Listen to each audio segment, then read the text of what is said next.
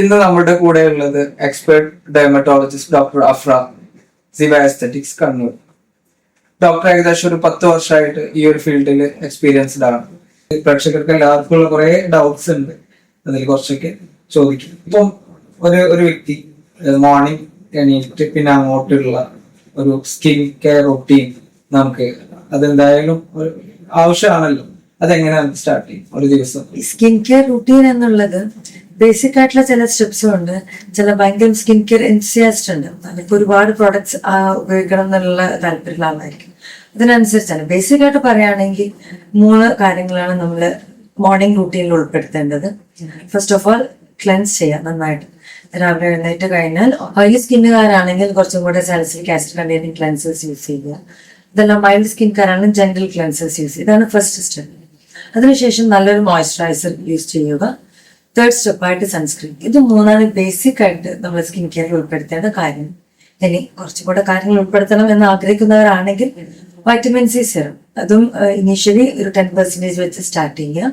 നമ്മളത് സ്കിന്നിന് അതുമായിട്ട് യൂസ്ഡ് ആവുന്നതിനനുസരിച്ച് അതിന്റെ സ്ട്രെങ്ത് നമുക്ക് ഗ്രാജുവലി ഇൻക്രീസ് ചെയ്യാവുന്നതാണ്. ഡേ ടൈമിലാണ് വൈറ്റമിൻ സി യൂസ് ചെയ്യുന്നത് ഐഡിയലി നല്ലത്. ഇപ്പം വൈറ്റമിൻ സി അത് നല്ലൊരു സ്കിൻ കെയറിൽ ഉൾപ്പെടുത്താൻ നല്ലൊരു കോമ്പണന്റ് ആണ്. ഇതിന്റെ കൂടെ സൺസ്ക്രീനും യൂസ് ചെയ്യും.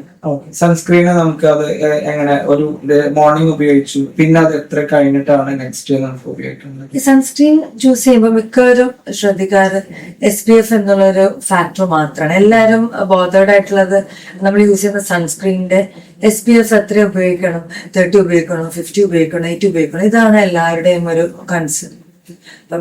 SPF-നേക്കാളും SPF ഒരു ഫാക്ടർ തന്നെ ആണ്.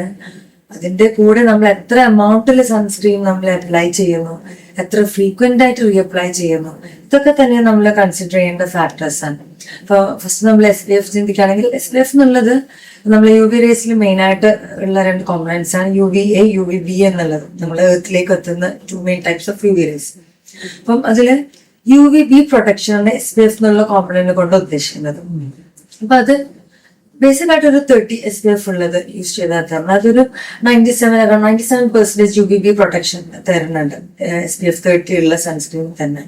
ഇനി നല്ലൊരു ഇന്റൻസ് സൺ എക്സ്പോഷർ ആക്ടിവിറ്റി ചെയ്യുന്ന ആളാണ്, ഒരുപാട് സമയം പുറത്ത് ഔട്ട്ഡോർ ആക്ടിവിറ്റീസ് ചെയ്യുന്ന ആളാണെന്നുണ്ടെങ്കിൽ അതിന്റെ മേലെ SPF ഉള്ള സൺസ്ക്രീൻ ചൂസ് ചെയ്യുന്നതാണ് നല്ലത്. അതായത് മാർക്കറ്റിലൊക്കെ ഒരു SPF 50 ഉണ്ട്, 60 ഉണ്ട്, 100 അത്രയൊക്കെ വരുന്നുണ്ട്.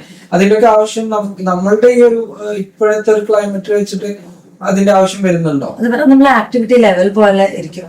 ഇപ്പം SPF 50 നല്ല ഔട്ട്ഡോർ ആക്ടിവിറ്റീസിലൊക്കെ SPF 50 ഒരു ആപ്റ്റാണ്. അതല്ലെങ്കിൽ SPF 80. ഒരുപാട് SPF കൂടുന്നതിനനുസരിച്ച് ഈ ഒരു അതിലുള്ള കോമ്പണൻസിന്റെ ആ ഒരു കോൺസെൻട്രേഷനും ഒക്കെ ഇതും കൂടും. പക്ഷെ അത്രമാത്രം അതിന് ഈക്വലന്റ് ആയിട്ടുള്ള പ്രൊട്ടക്ഷൻ ഇൻക്രീസ് ചെയ്യുന്നില്ല. ഞാൻ പറഞ്ഞത് SPF 30 ആണെങ്കിൽ തന്നെ അതൊരു 97% പ്രൊട്ടക്ഷൻ നമുക്ക് തരുന്നുണ്ട്. SPF 50 ആകുമ്പോൾ അതൊരു 98-99 എത്തും. പക്ഷെ ഒരു സൺസ്ക്രീനും തന്നെ 100% പ്രൊട്ടക്ഷൻ എന്നുള്ള രീതിയിലോട്ട് എത്തില്ല നമ്മൾ എത്ര കണ്ട് ഉപയോഗിച്ചാൽ. ഒന്ന് SPF ഫാക്ടർ. പിന്നെ നെക്സ്റ്റ് നമ്മൾ നോക്കേണ്ടത് സ്റ്റാർ റേറ്റിംഗ് എന്നുള്ളതാണ്. അത് ഞാൻ പറഞ്ഞത് second type of UV rays നമ്മുടെ എത്തിലേക്ക് എത്തുന്നത് UVA റേസ് ആണ്.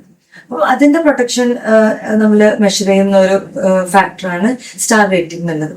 അതും ഒരു 4 സ്റ്റാർ റേറ്റിംഗ്, അത് ഒരു നല്ലൊരു കറക്റ്റ് ഒരു സ്റ്റാർ റേറ്റിംഗ് ആണ്. പിന്നെ അത് എത്ര നമ്മളിപ്പം ഫേസ് തന്നെയൊക്കെ അപ്ലൈ ചെയ്യുകയാണെങ്കിൽ 2 ഫിംഗർ ലെങ്ത്, അതായത് എത്ര ക്വാണ്ടിറ്റി എന്നുള്ളത്. പിന്നെ എത്ര ഫ്രീക്വന്റ് ആയിട്ട് നമ്മൾ രാവിലെ അപ്ലൈ ചെയ്തു, പിന്നെ ഒരു 3-4 hours കഴിഞ്ഞിട്ട് റീഅപ്ലൈ ചെയ്യാന്നുള്ളതാണ് അതിന്റെ. പലരും രാവിലെ കഴിഞ്ഞാൽ അത് കഴിഞ്ഞു എന്നുള്ള ഒരു ഇതിലാണ്. ഞാൻ പറഞ്ഞത് നമ്മള് എത്ര SPF ഉള്ള സൺസ്ക്രീൻ ആണെങ്കിലും അത് നമുക്ക് 100% പ്രൊട്ടക്ഷൻ തരുന്നില്ല. നമ്മള് സൺസ്ക്രീൻ യൂസ് ചെയ്തു എന്ന് വിചാരിച്ച് നമ്മള് ഭയങ്കര ഇതായിട്ട് അങ്ങനെ വെയിലത്ത് പോയി നിൽക്കരുത്. അപ്പോഴും നമ്മൾ നല്ല ഔട്ട്ഡോർ ആക്ടിവിറ്റീസിൽ ആളാണെങ്കിൽ മറ്റ് സൺ പ്രൊട്ടക്ഷന്റെ മെഷേഴ്സ്, ക്ലോത്തിങ് ആയിട്ടുള്ള ബ്രോഡ് റൈംഡ് ആയിട്ടുള്ള ഹാറ്റ്സ്, മാസ്ക്, എസ്പെഷ്യലി ഈ ഒരു ക്ലൈമറ്റില് ക്ലോത്തിങ് ഒക്കെ ഇമ്പോർട്ടന്റ് ആണ്. നമ്മൾ കവറേജ് ഉള്ള ക്ലോത്തിങ് യൂസ് ചെയ്യുക എന്നുള്ളതൊക്കെ വെരി ഇമ്പോർട്ടന്റ് ആണ് നമ്മൾ സൺ പ്രൊട്ടക്ഷൻ ആലോചിക്കുമ്പോൾ. അതേപോലെ ഇപ്പൊ ക്ലൻസ് ചെയ്യാന്ന് പറഞ്ഞല്ലോ, അത് മോർണിംഗ് ദെൻ ഈവനിങ് അങ്ങനെ അങ്ങനെയുണ്ടോ? നമ്മളത് ഫ്രീക്വന്റ് ആയിട്ട് ഫേസ് വാഷസ് യൂസ് ചെയ്ത് ക്ലെൻസ് ചെയ്യേണ്ട ആവശ്യമില്ല. അത് നമ്മുടെ ഫേസിന്റെ ഓയിലിനെസ് ലെവൽ പോലെ ഒരു മാക്സിമം 2 or 3 times അതിന്റെ പുറത്തു പോയി വന്നാൽ ഫേസ് വാഷ് നമ്മുടെ സ്കിന്നിന് കൂടുതൽ ഡ്രൈ ആവും, അത് സ്കിന്നിനെ ഇറിറ്റേറ്റ് ചെയ്യുന്നത്. അപ്പം 2 times ideal, maximum up to 3 times using a face wash. അതല്ലെങ്കിൽ നമുക്ക് മൈൽഡ് ക്ലെൻസിങ് ലോഷൻസോ അങ്ങനെ വല്ലതും ഉപയോഗിച്ച് അതിന്റെ ഇടയിൽ നമുക്ക് ഡേർട്ടും അതൊക്കെ റിമൂവ് ചെയ്യും. ഫേസ് വാഷും അതേപോലെ ക്ലെൻസിങ് അത് രണ്ടും കൂടിയുള്ള എന്താണ് അത് വ്യത്യാസം? ഫേസ് വാഷ് കുറച്ചുകൂടെ ഒരു stronger type of cleansing agent ആണ്.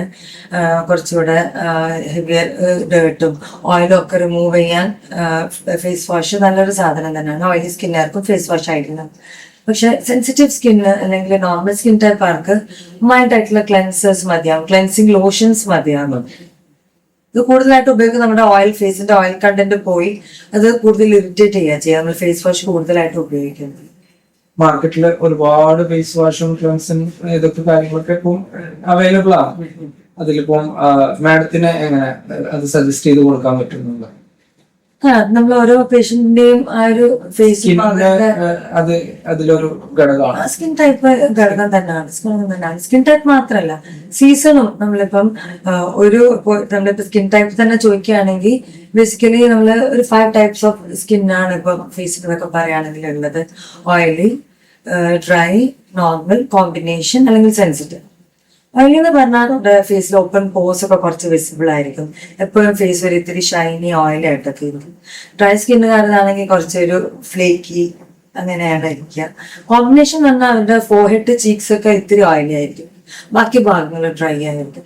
അതെല്ലാവർക്കും ഒരു കൺസേൺ. എന്റെ സ്കിന്ന് ഏത് ടൈപ്പ് ആണ് എന്നുള്ളതൊരു കൺഫ്യൂഷൻ എപ്പോഴും ഉണ്ടാവും. ഇപ്പൊ നമ്മളിപ്പോ ഒരു ഷോപ്പിൽ പോയിട്ട് അല്ലെങ്കിൽ എവിടെ പോയിട്ടാണെങ്കിലും എനിക്ക് പറ്റിയൊരു സൺസ്ക്രീൻ അല്ലെങ്കിൽ എനിക്ക് പറ്റിയൊരു ഫേസ് വാഷ് അങ്ങനെ ഉണ്ടാവും. അപ്പൊ അത് ഇപ്പം മേഡം പറഞ്ഞ പോലെ തിരിച്ചറിയാൻ പറ്റും. ഇപ്പൊ സെൻസിറ്റീവ് സ്കിൻ ആണെങ്കിൽ എന്തെങ്കിലും ചെറിയൊരു പ്രോഡക്റ്റ് യൂസ് ചെയ്താൽ തന്നെ റെഡ്നെസ് ഡെവലപ്പ് ചെയ്യും, ഇച്ചിനെസ്, ബേണിങ്, അങ്ങനെയൊക്കെ കുറച്ച് സെൻസിറ്റീവ് സ്കിന്നുകാർക്ക് ഇഷ്യൂസ് ഉണ്ട്. ഈ സ്കിൻ ടൈപ്പ് എന്നുള്ളത് ഒരിക്കലും ഒരു ഫിക്സ്ഡ് അല്ല, അത് ഫിക്സ്ഡ് അല്ല. ഇപ്പം 2 സ്കിൻ ടൈപ്പ് നമ്മൾ ഇപ്പം പോലെയല്ല, അത് സീസൺ അനുസരിച്ച് വേരി ചെയ്യാം. പിന്നെ ഹോർമോൺസ് അനുസരിച്ച് നമ്മള് ഒരു ട്രാവൽ ചെയ്യുമ്പോൾ ഇപ്പൊ ഇവിടെ ഇരിക്കുമ്പോൾ നോർമൽ സ്കിന്നുകാരായിരിക്കും, അവര് ഒരു 2 ആഴ്ച കശ്മീർ ട്രിപ്പ് കഴിഞ്ഞൊക്കെ വരുമ്പോഴേക്കും അവരെ സ്കിന്ന് ഡ്രൈ, ഫ്ലേക്കി, ഇറിറ്റേറ്റഡ് ആയിട്ട് വന്ന് കാണും. അപ്പൊ അതിനനുസരിച്ച് നമ്മൾ എവിടെയാണോ താമസിക്കുന്നത്, ഏത് സീസണിലാണോ അതിനനുസരിച്ചിട്ടുള്ള പ്രോഡക്ട്സ് നമ്മൾ യൂസ് ചെയ്യണം. ചൂസ് ചെയ്യുന്ന കാര്യത്തിലും ശ്രദ്ധിക്കേണ്ടത്. ഇപ്പം ഒരാൾക്ക് എപ്പോഴും ഓയിലി സ്കിന്നിന്റെ ക്ലെൻസർ എക്കാലം യൂസ് ചെയ്യാൻ പറ്റില്ല. അപ്പൊ ഞാൻ അവരുടെ അടുത്ത് തന്നെ പറയാറുണ്ട്, നിങ്ങളുടെ ഫേസ് ഓയിലിയാന്ന് തോന്നുമ്പോൾ ഈ ഒരു ഫേസ് വാഷ് യൂസ് ചെയ്യുക. ഇനി മോർണിംഗ് ടൈമിലൊന്നും ഫേസ് അത്ര ഓയിലി തോന്നണില്ലെങ്കിൽ മൈൽഡ് ആയിട്ടുള്ള ക്ലെൻസർ യൂസ് ചെയ്താൽ മതി. അങ്ങനെ അത് നമ്മൾ ഓരോ പേഷ്യന്റിന്റെ ഫേസ് നോക്കിയാൽ അല്ലെങ്കിൽ അവരുടെ അവരെ തന്നെ എഡ്യൂക്കേറ്റ് ചെയ്താൽ അവർക്ക് അതിനനുസരിച്ച് പ്രോഡക്ട്സ് മാറി മാറി ഉപയോഗിക്കാൻ പറ്റും. അതേപോലെ സൺസ്ക്രീനിന്റെ ഒരു കേസിൽ വെച്ച് നോക്കുകയാണെങ്കിൽ ഇപ്പം ഓക്കെ നമ്മൾ ഫസ്റ്റായിട്ട് ഉപയോഗിക്കേണ്ട ഒരു സമയമാണ്. മഴക്കാലം വന്നു കഴിഞ്ഞാൽ അധികം ആൾക്കാരും ഓക്കെ മഴയില്ല, വെയിലില്ലല്ലോ, നമുക്ക് ഉപയോഗിക്കണ്ട. അത് ശരിക്ക് അങ്ങനെ ഉണ്ടോ? ഇല്ല, അതൊരു തെറ്റായ ധാരണയാണ്. ഇപ്പൊ മഴക്കാലമായാലും ഇപ്പൊ നമ്മള് ഇപ്പൊ സ്നോയി ഏരിയാസ് അവിടെയൊക്കെ പോകുമ്പോൾ കൂടുതലായിട്ടും സൺസ്ക്രീൻ യൂസ് ചെയ്യണം എന്ന് നമ്മൾ പറയാറ്. അവിടെ ചൂടില്ലെങ്കിലും അവിടെ സ്നോയിലൊക്കെ തട്ടി UV റേസ് ഒക്കെ നമ്മളെ ഫേസിലോട്ടേക്ക് റിഫ്ലക്ട് ചെയ്യാനുള്ള റിസ്ക് ഒക്കെ കൂടുതലാണ്. നമ്മൾ അങ്ങനത്തെ ഏരിയാസ് എന്താ പറയാ, മഴക്കാലം ആയാലും UV റേസ് ഉണ്ട്, ഇതിലെന്തായാലും സൺലൈറ്റ് എത്തുന്നുണ്ട്. അപ്പം എന്തായാലും നമ്മൾ സൺസ്ക്രീൻ യൂസ് ചെയ്യണം. ഈവൻ ഇൻഡോർ ആണെങ്കിലും സൺസ്ക്രീൻ യൂസ് ചെയ്യണം. ഇൻഡോർ ആകുമ്പോൾ പറഞ്ഞ പോലെ SPF ഒക്കെ കൺസിഡർ ചെയ്താൽ മതി. SPF 30 ഉള്ളതൊക്കെ മതിയാവും ഇൻഡോറിൽ ഇരിക്കുന്ന ആളാണെങ്കിൽ. അപ്പം ചിലര് വർക്ക് ഫ്രം ഹോം ആയിരിക്കും, അപ്പൊ അവര് സൺസ്ക്രീൻ യൂസ് ചെയ്യാറേ ഉണ്ടാവില്ല. പക്ഷെ അവര് വർക്ക് ഫ്രം ഹോം എന്ന് പറയുമ്പോൾ ഫുൾ ടൈം സ്ക്രീനിന്റെ മുന്നിലായിരിക്കും. അപ്പൊ അതൊരു ബ്ലൂ ലൈറ്റ് റേഡിയേറ്റിംഗ് ആയിട്ടുള്ള ഒരു സാധനമാണ് ഈ സ്ക്രീൻ എന്ന് പറയുന്നത്. അപ്പൊ അത് നമ്മുടെ സ്കിന്നിനെ ഏജിങ്ങിലോട്ട്, റിങ്കിളിലോട്ടൊക്കെ നമ്മളെ കൊണ്ടുപോകാൻ സാധ്യതയുള്ള ഒരു റേസാണ് ബ്ലൂ ലൈറ്റ്.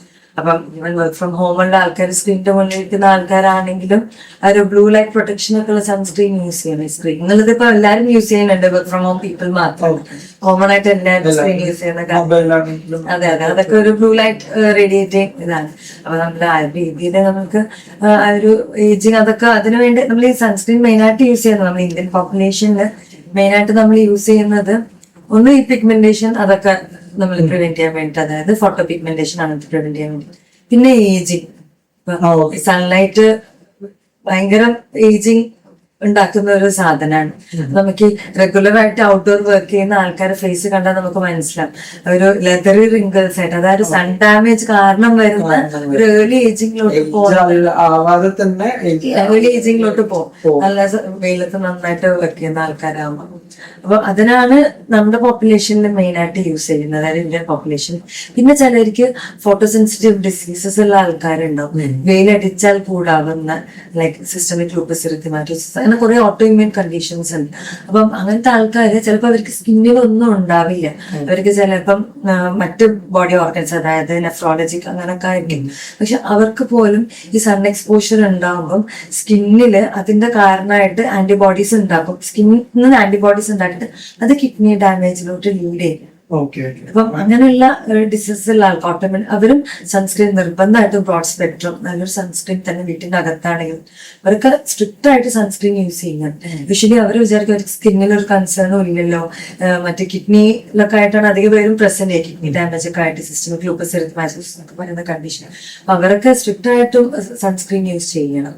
അപ്പൊ ഈ കുറെയൊക്കെ നമുക്ക് ശരിക്കും പുറത്ത് കാണുന്നത് മാത്രമല്ല, ഉള്ളിലുള്ള സുഖത്തിന്റെയും ചില ഫോട്ടോ സെൻസിറ്റീവ് ഡിസീസസ് ഉണ്ട്, അത് നമുക്ക് ഇന്റേണൽ ഓർഗൻ ഡാമേജും കൂടെ ലീഡ് ചെയ്യാവുന്ന അങ്ങനത്തെ ചില ഫോട്ടോ സെൻസിറ്റീവ് ഒരുപാടൊന്നുമില്ല. പറയാനുള്ള സിസ്റ്റമിക് ലൂപ്പസ് എറിത്തമാറ്റോസിസ്, ഡെർമറ്റോമയോസൈറ്റിസ്, അങ്ങനെ കുറച്ച് കണ്ടീഷൻസ്.